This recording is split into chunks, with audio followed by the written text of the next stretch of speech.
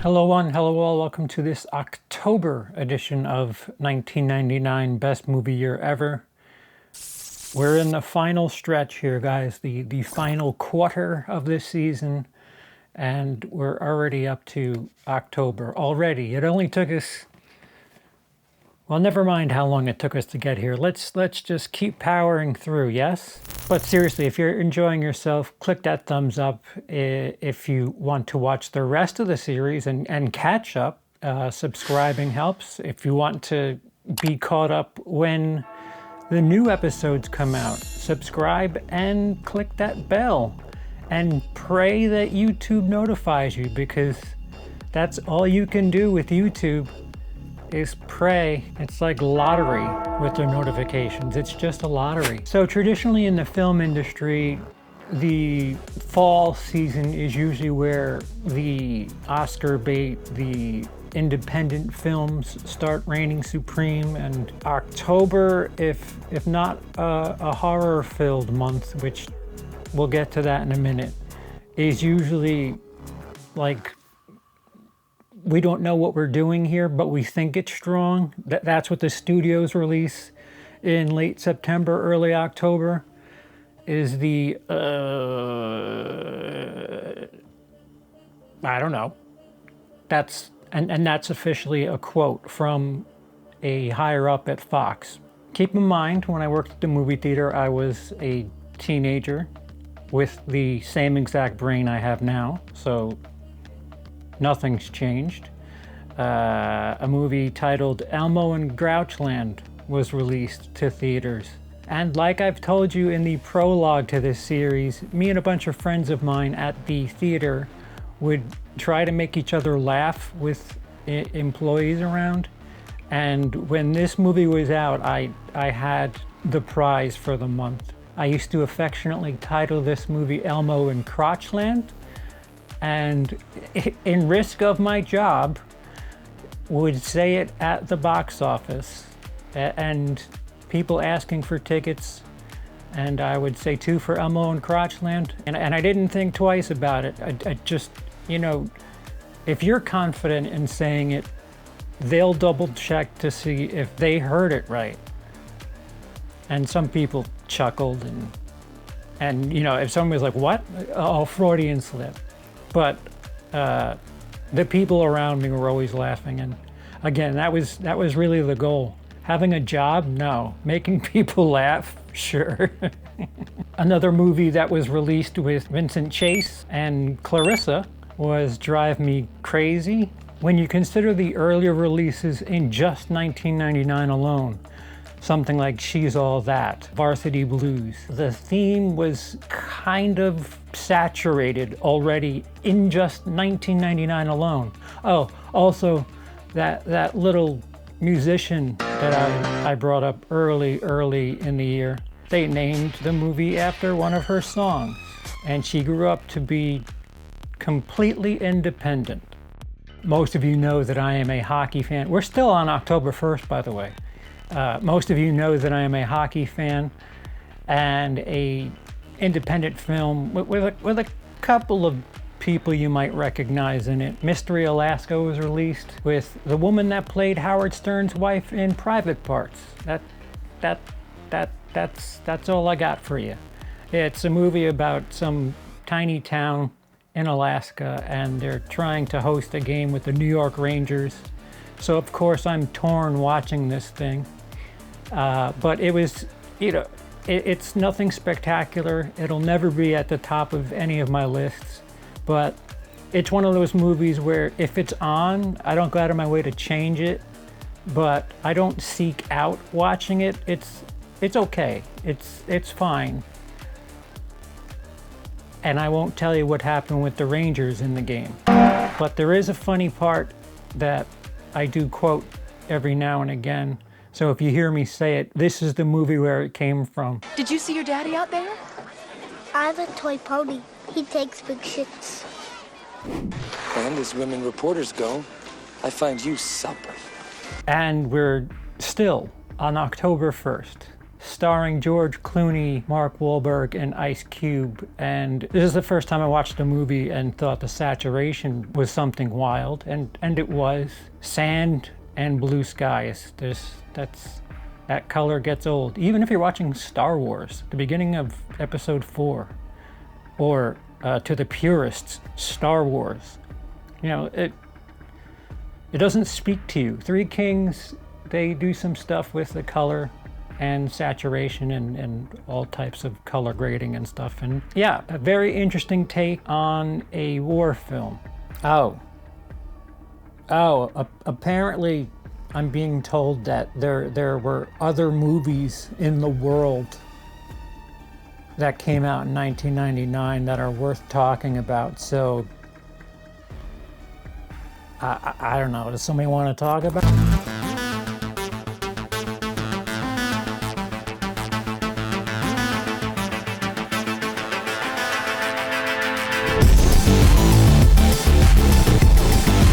It's an honour to be on WILIscredia's YouTube channel. CP is one of the best YouTubers around, and when he asked me to be on his video talking about 1999, there was only one film I could really think about. A film that is one of my favourites of all time. It is Audition, directed by Takashi Miike. Oh, this film is absolutely amazing. Written by Daisuke Tengan, who is Shohei Omura's son. Shohei Omura being one of the great Japanese directors. And it stars Ryo Ishibashi, who plays this man who's sort of going through a midlife crisis in a way. He's a single father, a widower. You know, he only lives with his son, but he doesn't really get to see his son a lot. And his friend, played by Jun Kunimura, sort of sets up this whole scheme, this audition casting couch to really meet a woman on there.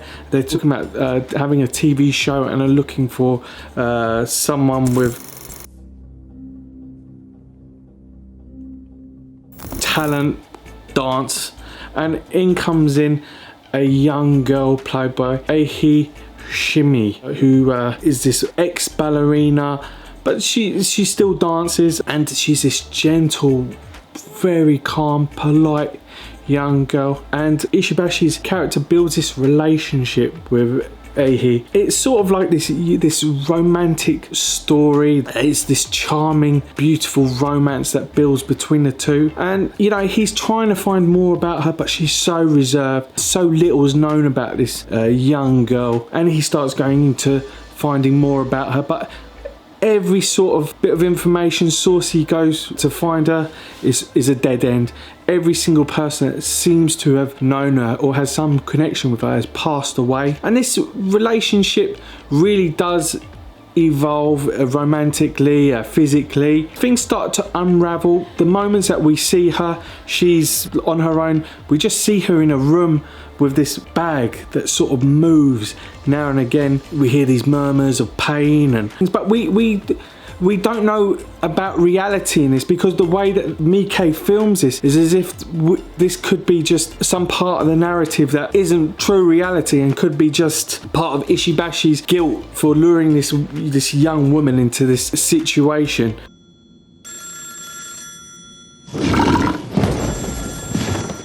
The way this evolves into something which comes into elements of hints of horror and then builds into this whole sadomasochistic, horrific violence in between these two characters, with some scenes which are so difficult to watch.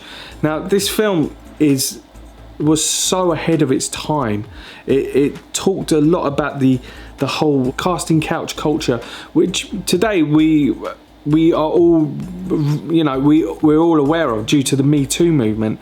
And I think this really sort of blurred the lines of victim and predators, and in a very different way, in a very feministic manner. We're led to believe this girl is a victim, which later on sort of proves that she is actually the predator. And it was so well ahead of its time.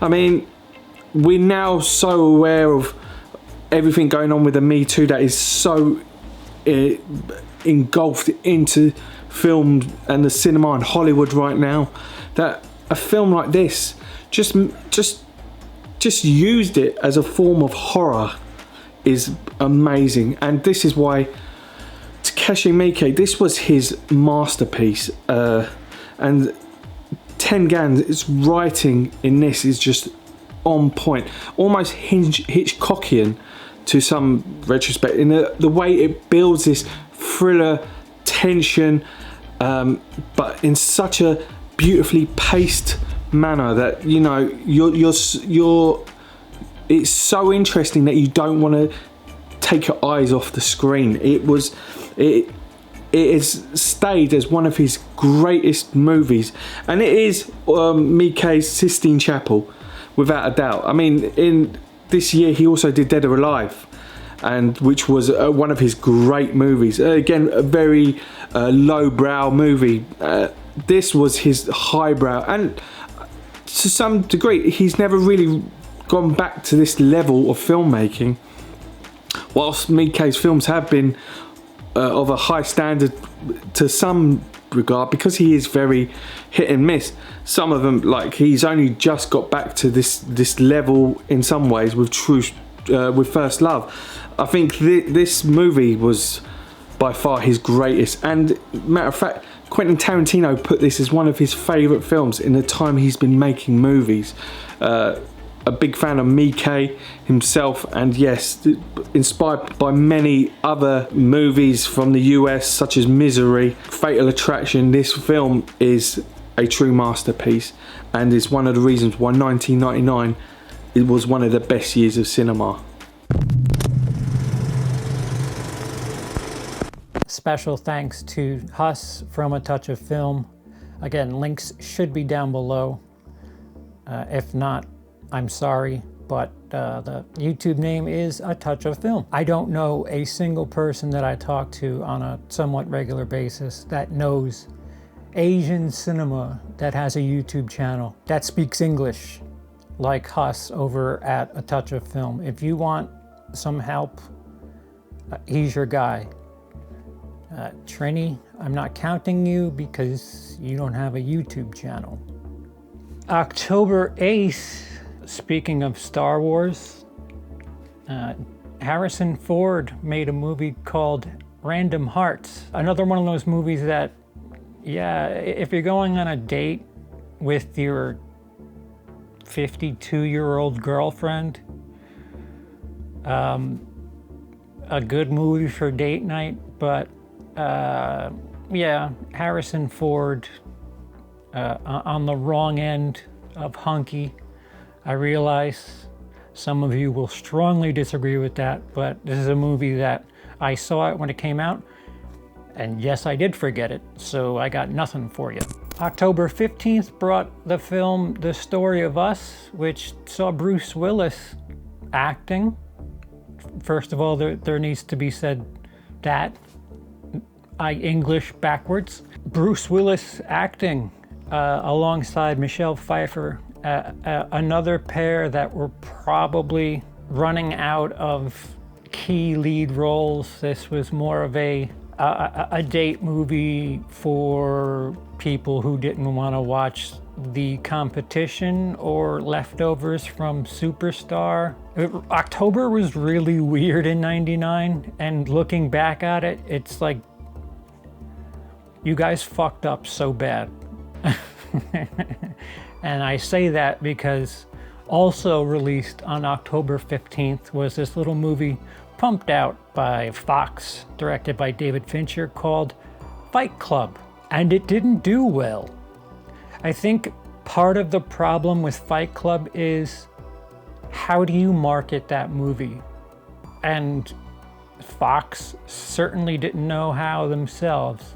This is a movie that I saw pieces of, like when I was doing theater checks. I remember walking in at one point when the penguin goes slide, and I had to double check to make sure what theater I was in. And I was like, what the fuck?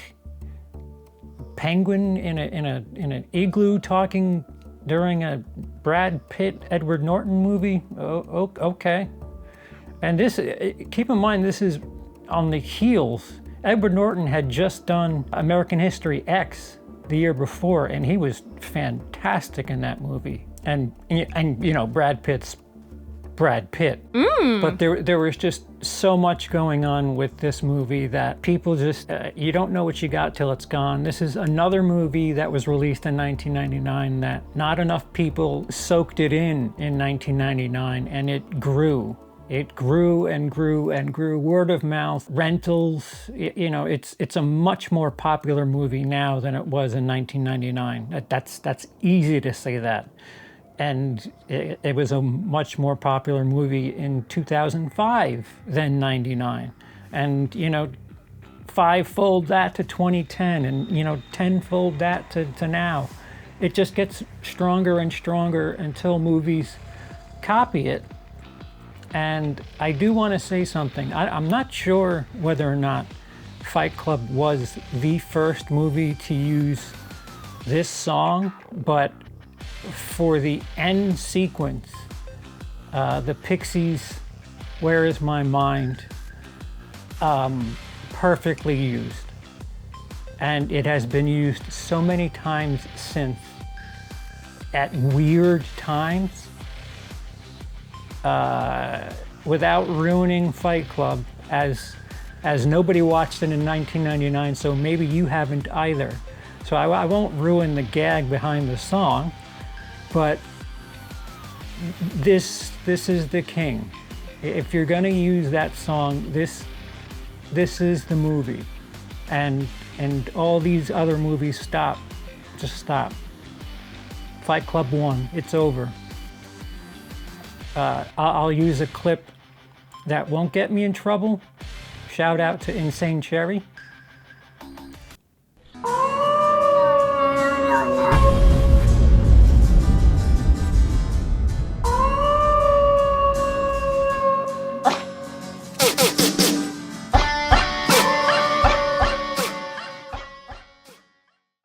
Another time I walked in, Meatloaf was in it with a rather sizable, respectable size of breasts, and I you know, it's just plain old not a movie you can go late to. You can't take that movie in pieces because there is so much happening.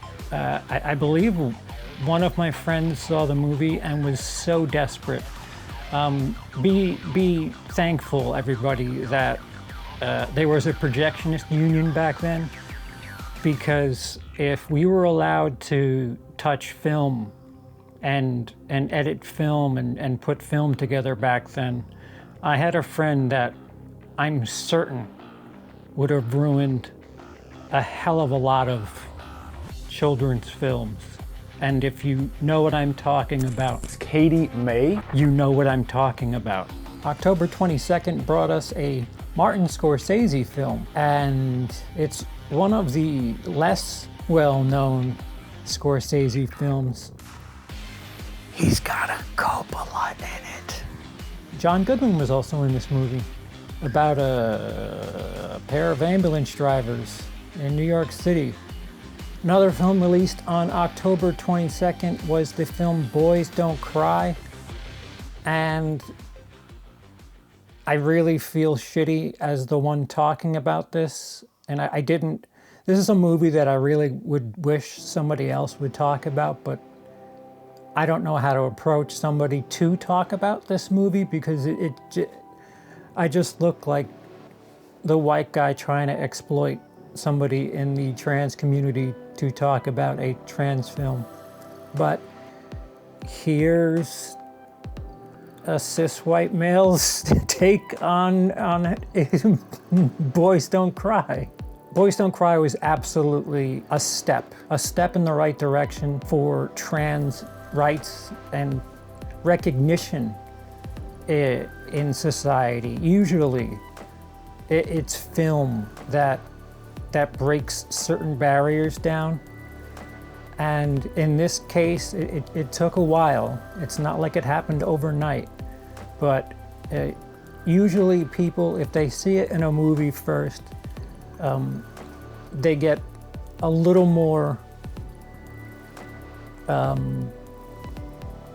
whatever this means.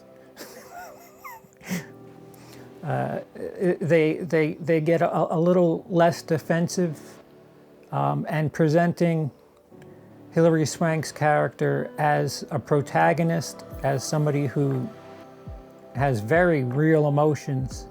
Again, that also helps shatter some misperceptions, and the movie is real. It's pretty brutal.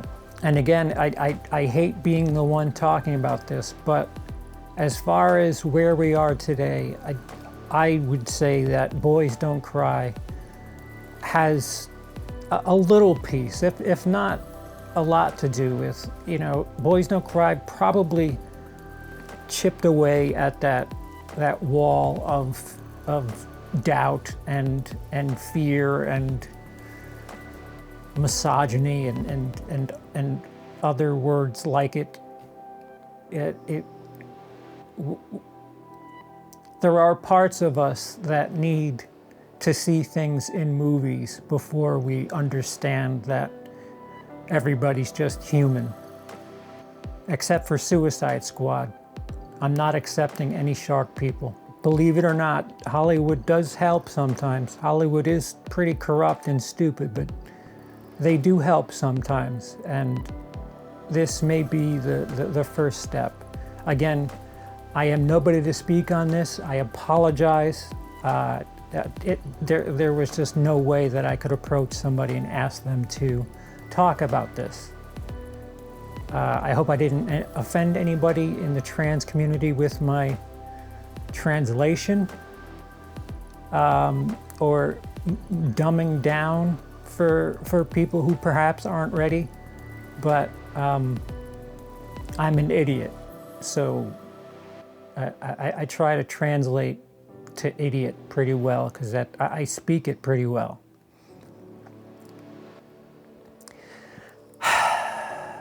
October 29th brought us Charlie Kaufman and Spike Jonze's Being John Malkovich. Another movie that came out in October of '99 that is just, if you explained the premise, people would laugh at your face. It's an unbelievable premise, but when you think about what Charlie Kaufman has written over time, and Spike Jonze at the time was an up-and-comer, mostly for music videos and stuff, but this movie is just absolutely out there.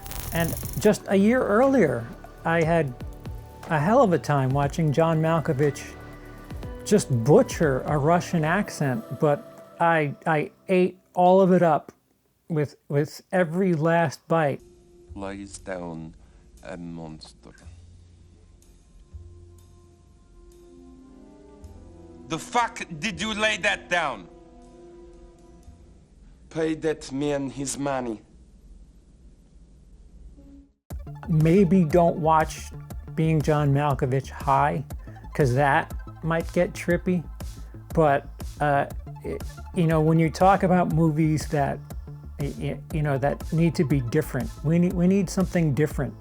I give you Being John Malkovich.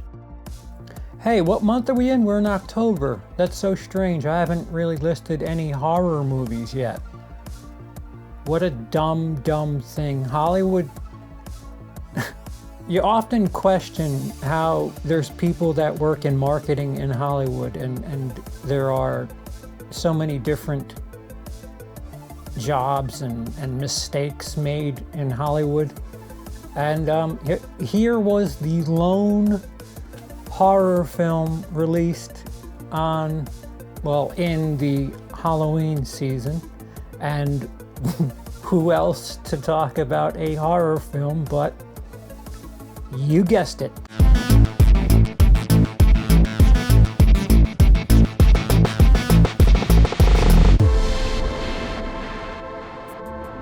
I remember going to see the House on Haunted Hill remake in the theaters, and I have never, to this day, seen the original, so I have no base of comparison. But this was one of the few times I remember my dad actually having a girlfriend. I know that there was plenty of women that he dated in the 13 years of my life that before he met the woman that eventually became my stepmother. And this is one of the few times he actually brought the girlfriend around me, which he was always good about, keeping that separate just in case things didn't work out. He didn't want me getting attached. And the one time that I joined them for a date, we went out to eat and then we went to go see House on Haunted Hill, which was my pick. You know, they kind of do the thing where they're trying to make sure that you're good with the situation. Like, oh, where do you want to eat? Where do you want to go? And I'm like, the horror movie, bitch. That's the one that we're seeing. Fuck whatever that Disney shit is. Let's go watch people get cut up. House on Haunted Hill. You with me? Good. So we went to go see this, and though it sounds funny now because the movie has not aged very well. I watched it recently when they had the Shout Factory release, and there is certainly some elements in the third act, especially the effects, that were probably not very good even for the time that this came out. But the way that it started off, given these very subtle nods to Vincent Price and having this whole setup with this theme park and the roller coaster that looks like it's going to go off the rails, but it's all a goof, and then the elevator sequence. The movie was very tense from the beginning, and even the storyline regarding this high-rise that was an asylum where this doctor, played by Jeffrey Combs, was just basically cutting into people and experimenting. This was like a really, for me, riveting movie at the time. And the whole effect that they had after the ghost starts showing up in the second act and the third act, where like they kind of like have this glitch effect when they walk, I thought was amazing. To me, as a kid, when I saw this, it was like, this is the movie that's gonna change horror for a while. And I just lost like 1,000 subscribers for saying that. But this was something that, despite a movie that has not aged very well and certainly is not as good as I remember it being, anytime that I watch it, I can forgive a lot of the rough edges and a lot of the things that certainly young age and young taste clouded my judgment to. I still have a good time with it because of the memory surrounding it and because remembering how I felt about this movie when I first saw it. And sometimes that initial viewing experience will stick with you in your mind, even if you can't replicate it at all at home anymore. Another film that featured Bridget Wilson. She had quite a 1999. What happened to her? Is she single? And last to talk about on this list, we're still on October 29th. This is a movie that I remember because a bunch of my teenage friends watched Princess Mononoke, enjoyed it, and decided that they wanted to play dress up and act like offensive stereotypes in the Japanese community. It's an animated film. Again, Studio Ghibli is quite popular for their animated works. Gorgeous, gorgeous, gorgeous films. But here in America, we would, or at least my counterparts, didn't understand that there was more to it than just that.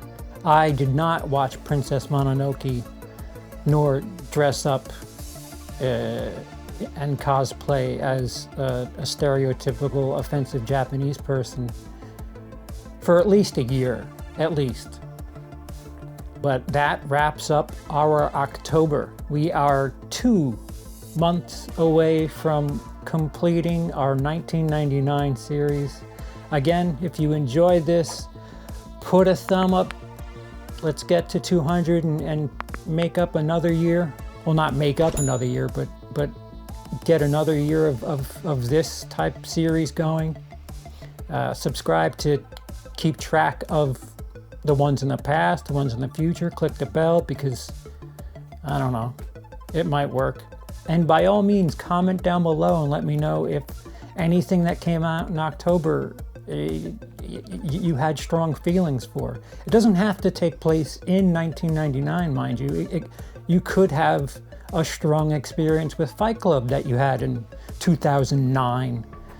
I know I didn't see it until years later, so it's, you know, it doesn't have to take place in 1999. We're just talking about 1999 films and how they affect us. You see. Thanks again to Cody Leach for basically parallel holding my hand through this series. And of course, Huss from A Touch of Film. Again, Asian cinema. I probably should have had Huss talk about Princess Mononoke as well. Or Luke from Razor Wire Reviews. Hindsight.